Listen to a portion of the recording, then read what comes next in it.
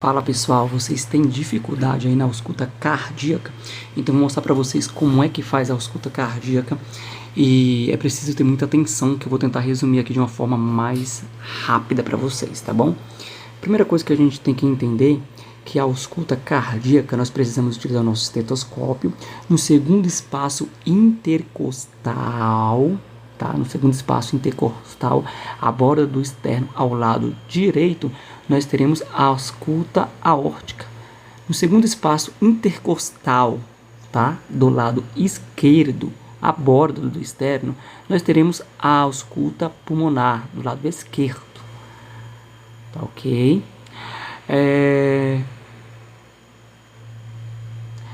No quarto espaço intercostal, nós teremos ali a ausculta tricúspide.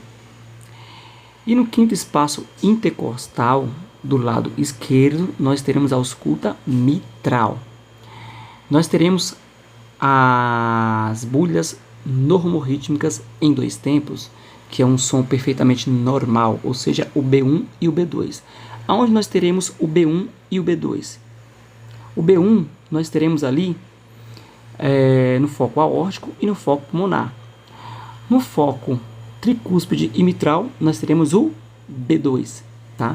E como que é esses sons? Como eu consigo identificar? Nós temos o tum, tá e o tá, tum. Então, na ausculta B1, nós teremos o tá, tum, tá, tum, tá, tum, tá, tum. No B2, nós teremos o tum, tá, tum, tá, tum, tá, tum, tá. Repetindo.